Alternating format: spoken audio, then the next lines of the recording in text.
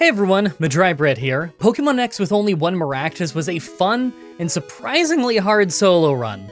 Let's follow that up with a solo run that might be even harder. Today's the day that we figure out would I be able to beat Pokemon Fire Red with a team of only one Baltoy. So Baltoy is a really interesting type combo. Ground and Psychic with the Levitate ability. So we're immune to Ground and Electric type. We also resist Psychic, Rock, Poison, and Fighting. But we're also weak to Dark, Ice, Grass, Water, Ghost, and Bug. It's a lot of weaknesses, and some of them are very common types. Between that and our mediocre stats, I think we're going to be pretty frail this run. By level up, we really don't learn that much that's good. I like that we start with Confusion, and we get Mudslap and Psybeam pretty early on, but those are going to be the only good moves by level up in the early game. Our level up moveset just isn't really going to help us get that far. By TM, we open up to a lot of better move options like Shadow Ball, Psychic, Earthquake, and Ice Beam. In fact, I think that's going to be our final moveset right there. There isn't any Pokemon in the franchise that resists all four of those types, so at least we aren't going to be brick-walled by type disadvantage. That said, we don't have super effective moves against about a third of Pokemon, so this wide type coverage isn't exactly a silver bullet. It's not going to be an easy one. Like always, I'm writing this script as I go through the challenge, so all this part is being written before I've started. Everyone comment down below and guess if I can win or not. I think that I might not be able to beat Lorelei at the end of the game, but who knows? Maybe it'll go better than I think. Let's explain the rules. In combat, I can only use Baltoy. I'll need other Pokemon to use HMs, but I won't be allowed to use any of those Pokemon in battle. No glitches or exploits, no items in battle, only Pokeballs, held items, and items outside of combat are allowed. Also, if you enjoyed this video, be sure to like, subscribe, and ring the bell for more. Let's do this. So, right off the bat, I use, you guessed it, the Universal Pokemon Randomizer to replace Charmander with Baltoy so that we can do the whole run with it. I picked to replace Charmander so that our rival would have Blastoise. I figure it's the hardest for us to fight. I was considering Venusaur, but it's part poison. We would be super effective against it. Our nature is Rash, so that's more special attack and less special defense. I'm not really thrilled about less special defense, but that's our highest stat, so I could most afford for it to be a little bit lower. Special attack up is great though, since 2 of our 4 moves and our final moveset are going to be using it. I named him Beyblade, because probably about half of the people on Twitter who were suggesting a name suggested Beyblade. So once again, we have another run where I actually think I don't really need to worry about the Rock Gym.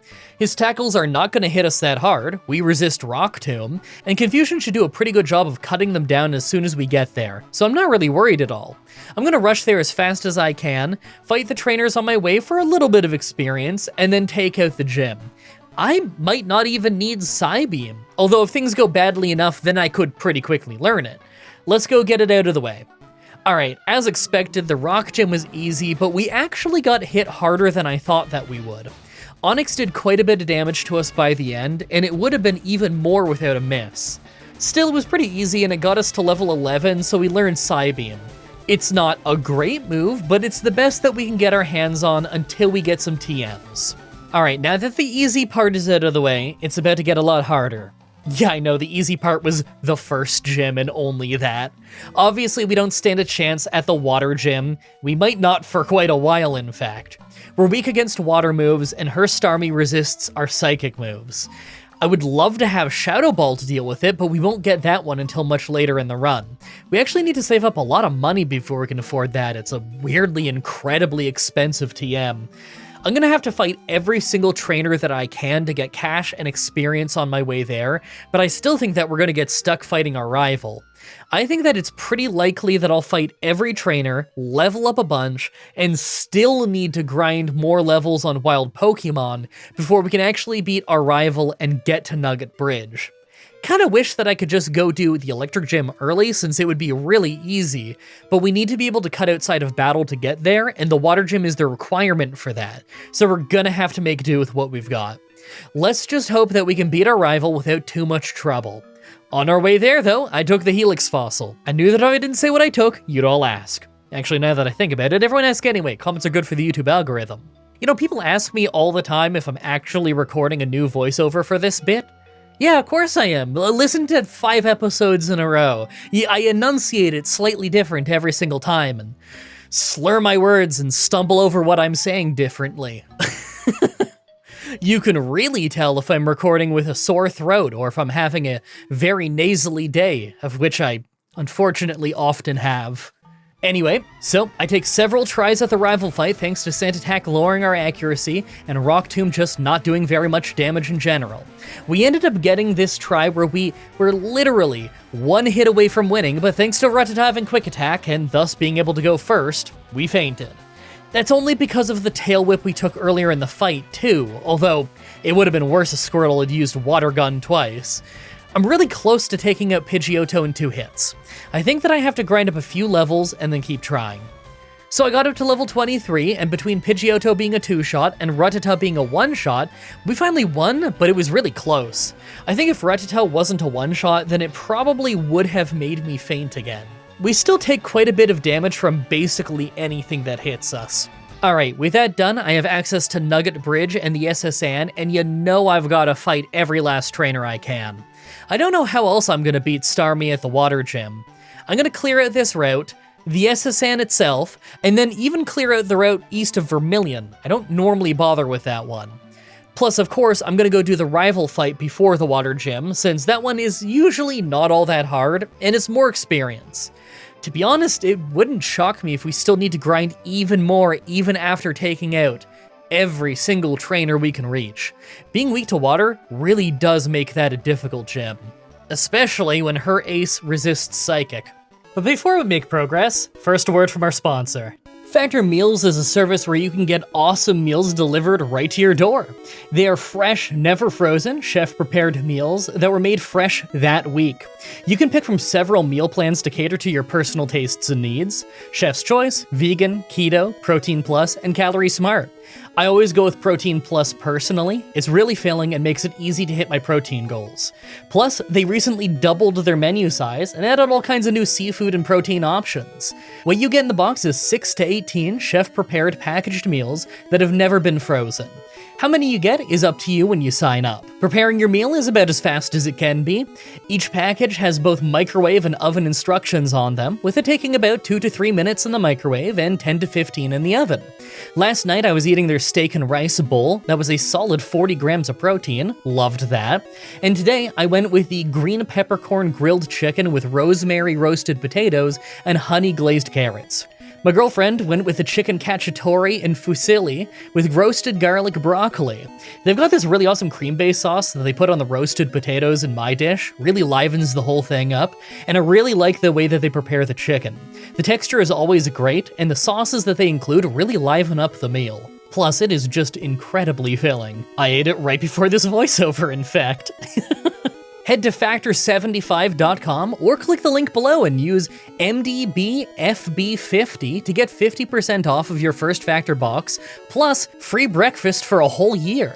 That's code MDBFB50 at factor75.com to get 50% off, plus free breakfast for a whole 1 year. That's a new promo code, by the way, pay attention to that. You can also scan the little QR code on screen if that's more convenient for you. I got it up in the top right. Thank you so much to Factor Meals for sponsoring this video. Go show them some love at the link at the top of the video description. Now let's go fight that rival and try and take out the Water Gym. So after cleaning out literally every single trainer that we can reach, we were a pretty high level and didn't have too hard of a time with our rival. That said, with most Pokemon, we sweep his whole team at this level.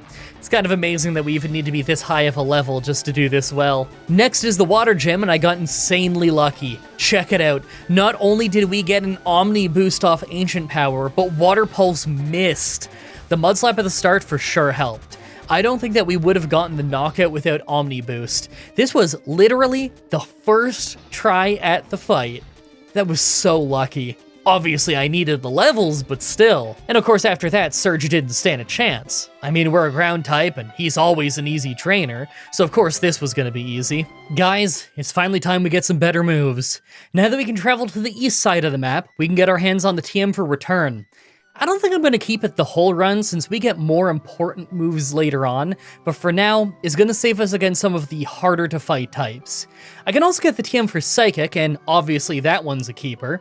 Is the best Psychic type move in the game for reliable damage, so it'd be crazy if I don't take it. Anyway, so we got Giovanni, our rival, and the Grass Gym coming up.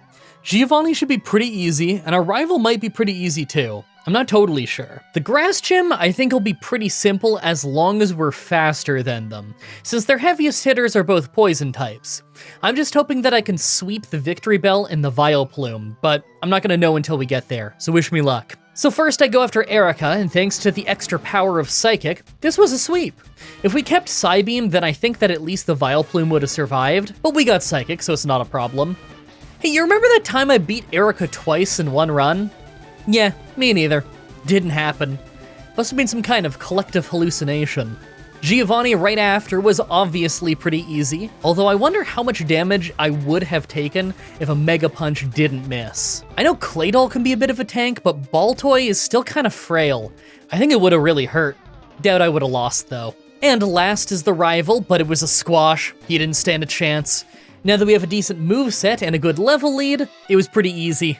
Alright, we're heading south, and I actually feel pretty good about the next few fights. Obviously, the Poison Gym is gonna be a breeze, and that means we get an early try at the Fire Gym. That's always fun. Dig isn't gonna do much damage though, especially with them using Intimidate twice, so I think brute forcing them with Psychic is still the right move. Arrival at Silphco might be pretty hard though. I have just enough money to buy a TM from the game corner thanks to the unreal amount of trainers that I've been fighting, and the extra cash from selling all the items that I don't need. But none of those TMs are all that important right now.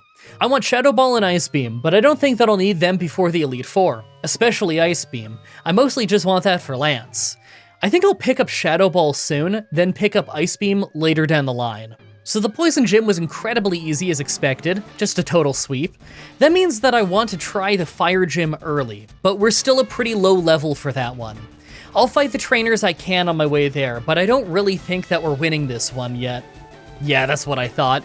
So Growlithe survives a Psychic with red health and hurts us quite a lot with Fire Blast. We were able to take him down, but obviously we didn't do much to RK9, who easily finished us off. That's to be expected though. What I'm really interested in seeing is if we're ready to beat our rival.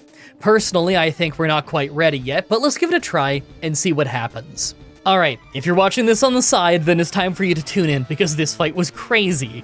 Right away, we take a bit of damage from Pidgeot, but it's not so bad, but second is Blastoise. I thought I would probably just lose since we aren't hitting all that hard and Bite hurts us a lot, but then he used Protect every single turn after the first bite, letting us easily take him out. I don't think I've ever seen him do that before.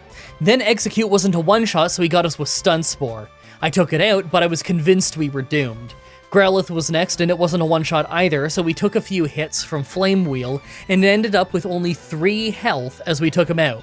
Last is Alakazam, so I thought I was done, but he used Future Sight instead of a direct move, and Paralysis didn't stop us from using Shadow Ball. He survived though, so, I figure he's gonna finish us off. But then he used Future Sight again, and we once again were not fully paralyzed, so we won. Between using Protect non-stop and the Future Sights at the end, our rival completely threw that fight.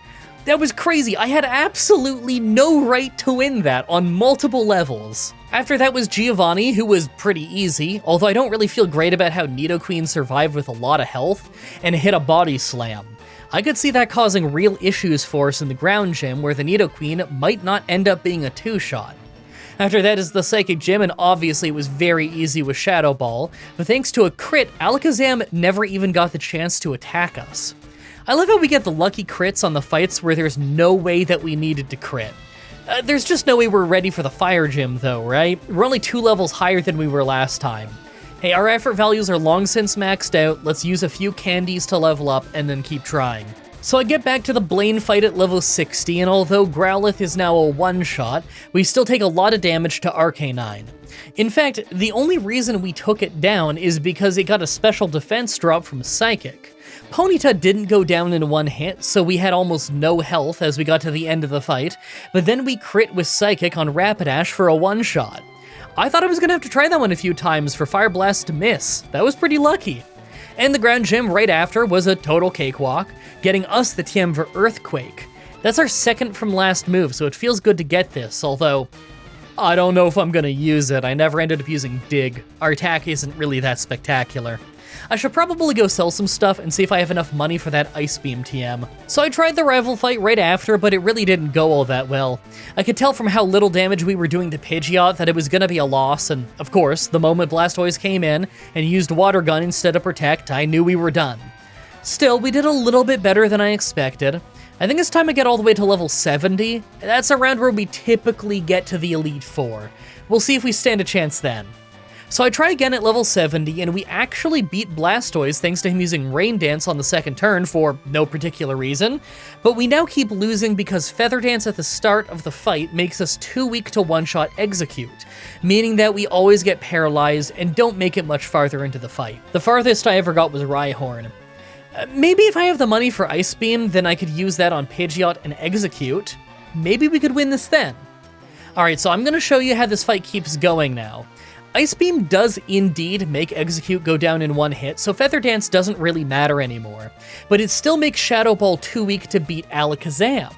This wouldn't be a problem if not for how Blastoise is smart now and is using Rain Dance before Water Gun, causing us to take way too much damage. And of course, this is before the physical and special split, so Shadow Ball is physical, really not doing us any favors. Okay, it took a few tries, but it seems like Blastoise was using random moves, because after a while, he used Bite and Rain Dance for some reason, so we got to Alakazam with a lot more health. Even without losing attack, we couldn't one-shot him, but he couldn't do too much to us, so we still took him out just fine. Really not feeling great about how hard that fight will be at the end of the game, though. You know Hydro Pump is going to one-shot us anytime we get hit by it, even at level 100. Now that we're at the Elite Four, let's take a look at our stats. Well, our speed and defense are pretty good, but that attack and special attack is awful.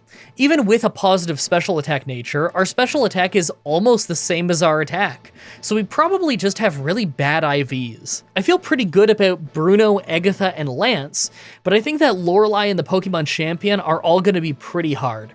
I do think that I can win, although I'll probably have to be close to level 100. Make your final guesses on if we can win this or not. Let's do this. First up is Ice Trainer Lorelei.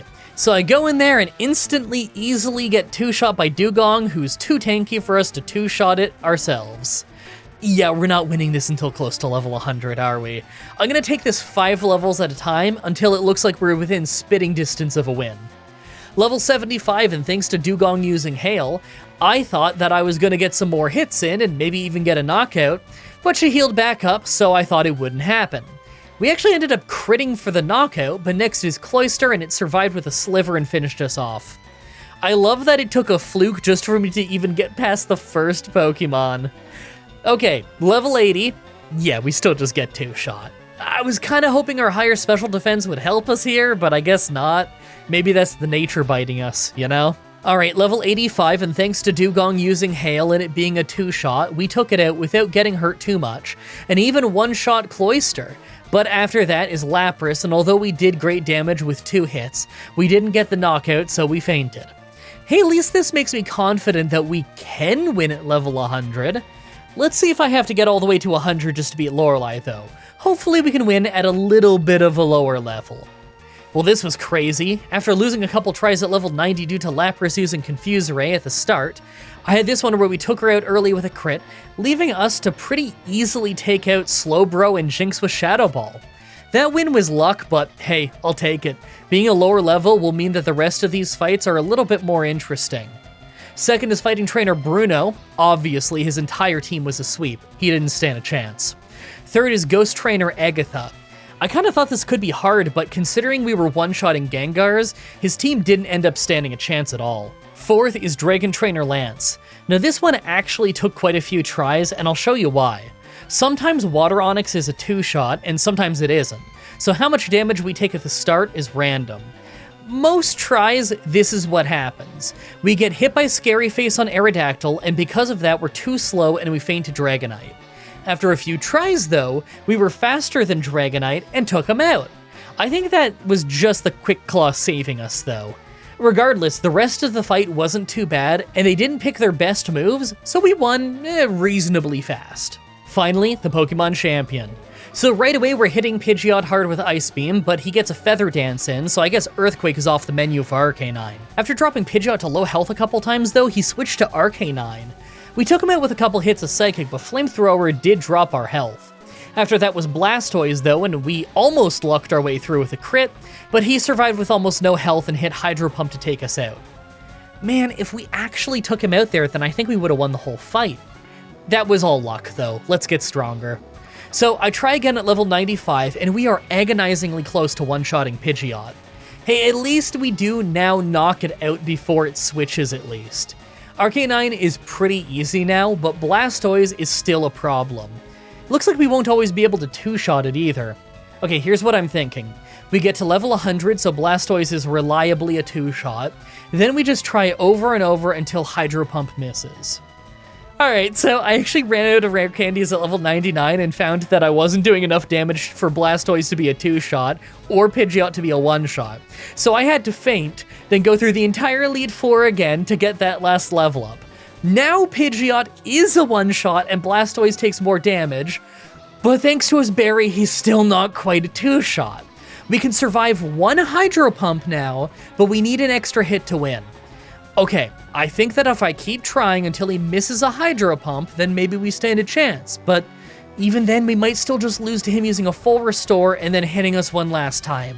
I don't know yet. Alright, 6 tries later, and we lucked out and got a crit on Arcanine, so we have more health going into the Blastoise fight, and I figured that the extra health might save us when we had the most insane fluke happen. We did exactly enough damage with the first Psychic that he didn't eat his berry, but he still had low enough health that we could knock him out on the second hit. I don't know if I've ever seen that happen before. He only used Rain Dance, so we took him out without getting hit. Executor had me worried though, since he survived our Ice Beam and put us to sleep right away. Thankfully, all he did was a full restore before we woke up and crit him for the one-shot.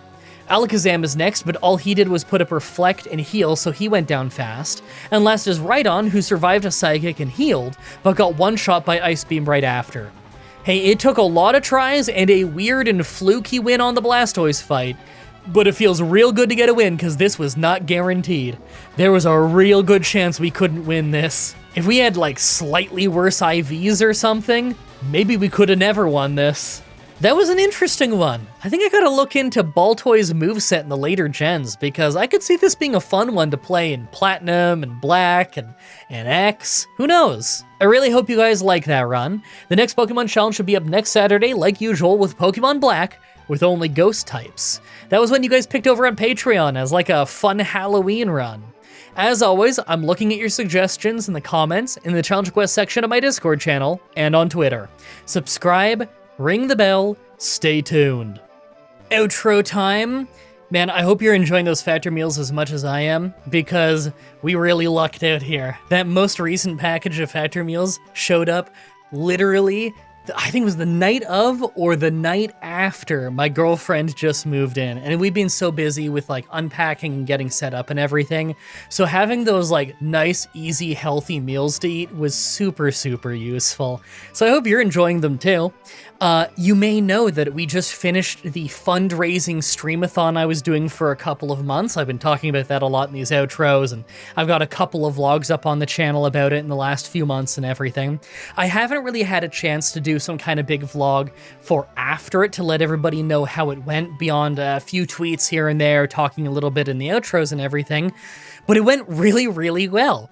I wanted to thank everybody for it. I probably should do like a vlog specifically for that. It's just, you know, she just moved in. Obviously, I'm very busy right now, but I gotta find some time to do that soon, because I'd really like to catch everybody up who wasn't able to catch those streams on exactly how everything went. Although, of course, the streams are up in the playlist section on this YouTube channel you're watching right now. And I have that streaming VOD channel now. I have some of the links for it up on the channel now, so some of you can discover it, but I don't think I have it linked in the description yet. I should probably get that linked in the description. That stream VOD channel will have Pokemon stuff on it, but it's also obviously going to have a lot of non-Pokemon stuff. It's just whatever I'm playing, and I play all kinds of video games. I just love video games. So I'm really having fun setting up that channel and everything. I'm looking forward to streaming a whole lot more for you guys, because now that I'm getting settled in with this new home routine and everything, I'm actually going to have more time to stream throughout the week. Most of the streams are on Twitch TV. Of course, you can find the link to the Twitch TV page in the description of all of my videos in case you want to go watch over there, but occasionally I'll do the stream on this YouTube channel itself. Regardless of where I stream it, though, the recording of it is going to go up on the Mah-Dry-Bread Streams channel, which is my new side channel that I finally made after going to war with YouTube over a bunch of glitches and stuff for ages. It kept telling me that I had to try a different name when making the username of the side channel. So I tried like 5 or 6 different names and it was rejecting all of them, so it was clearly a glitch. I waited like 3 days, I kept trying it every day, it wasn't working, so I sent in a support ticket talking about it. And then a few days later, it simply works and lets me make the channel. And then they start emailing me back on the support ticket, so I had to just let them know, it randomly fixed itself. Yay, YouTube. It's been difficult getting that up and running. I don't have everything done on that streaming channel yet. It probably needs like a banner image and whatever, but does it matter? It has the videos up. Isn't that what matters? You come to a YouTube channel because you want to watch videos, not because the art on the thumbnails is cool or the art on the banner is cool. What matters is it's got something fun for you to watch or to listen to in the background when you're doing some chores or something. However it is you enjoy the videos, you can enjoy it however you want to enjoy it. It's funny, I always have people who very sheepishly tell me that they really enjoy listening to my videos while they're sleeping or they're going to bed, but they always want to make it very clear that that doesn't mean that they're boring or anything. Don't worry, guys, I hear that all the time, that you just like this as like a chill playlist to listen to when you're going to bed. Well, you know what? I have tons of playlists on the channel, and I'm gonna have playlists on the other channel. Listen to any of them. There's a whole lot of fun stuff, but I get it if you just like the Pokemon challenges. That's perfectly okay with me. Man, enjoy the show however you want to enjoy the show. It's not up to me, you know? I'm just happy that you enjoy it and you enjoy the consistency of the show and everything. A lot of people tell me that it brings them a lot of comfort how consistent the show is. And that's what I'm aiming for, you know? I get it's not as popular as it used to be. I get it's not trendy like it used to be or whatever, but it doesn't need to be. We all still enjoy The Price is Right, right? Well, that format's never changed. That's the same show it's always been. It doesn't need to be the hot trendy thing like it was back in the day, because it's found its own little niche and it is what it is now. That's how I feel about the Pokemon challenges on my show. I'm having fun making them, a lot of you guys are still having fun watching them, and it doesn't need to be bigger than it is. It can just be that fun thing I do every week and that you enjoy. I feel like that's a good way to look at it. Anyway, I gotta get this thing edited pretty fast because I need to send it off to Factor so that they can take a look at it and make sure that they're all happy with the sponsorship and everything. Making sure I didn't do something dumb like accidentally making a typo in the on-screen promo code or something like that. Gotta run it by them, make sure that they're happy with it. And then I'll get this up for you guys on Patreon and on the YouTube membership thing so you guys can see it early. So I've got to edit that first, obviously, for that to happen. And you hear my voice from before the edit because it's literally impossible to do the voiceover after the edit, you know, because the edit includes the voiceover. You get what I'm talking about. Oh, yep, I gotta do the Patreon shoutouts. Hold on. No, I'm not forgetting. Thank you again so much to the $50 supporters of Jacob Busby, Javid Khusro, Dan Sorrell, and Grayson Fitz. Thank you so much. And you know what? Especially big thank you this week for that. And especially big thank you also to the people who were at the fundraiser streams who, when I hit the original goal, y'all told me to do a stretch goal. And I'm really happy you did, because that initial money that I picked was just enough to cover the sudden influx of bills that came in with the vet stuff. Well, since then, I took Sabu to his annual checkup, and his teeth are really rough. He's just a breed of cat who needs a lot of dental work. He's some kind of Persian flame point Himalayan thing, We don't know for sure, but he's always had tooth problems, and he's had to have 2 different cleanings before. He's only 5.5 years old, and those tooth cleanings are expensive. They just let me know he's gonna need another one before December, and I was given a quote of $1,100 and I think $26 Canadian, of course.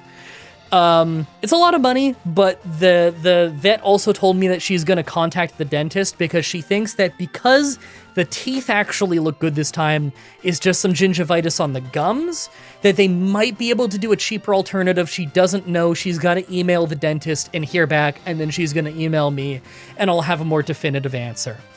Obviously, big chunk of money for me. But if it wasn't for the stretch goal and you guys supporting me so much on memberships and Patreon, I promise you I wouldn't have been able to afford that. But here I am, and I know that I actually have the money in the bank to cover that. And that means the absolute world to me because my cats mean the world to me. You know, like they're my family too. I grew up in a house full of cats. I've always seen the cats as a part of my family, not just like a pet, not expendable in any way, you know? And so I don't make compromises on paying big money if it means taking care of my cats. So it means a lot to me that I am in a position, thanks to you guys, that I can take care of his gingivitis and make sure that he's not living with dental pain every day. I don't want him to have to lose his teeth, you know? Rocky lost all of his teeth because they were rotten before he was given to me, and he was missing most of them anyway. I don't want Sabu to have to lose his teeth. I've had him since he was a kitten. I'm here to take care of him. I don't want his teeth or his gums or whatever ever getting that bad. And thanks to you guys, I can prevent that from being a problem. Thank you everybody so much for watching, and until next time, have a nice day.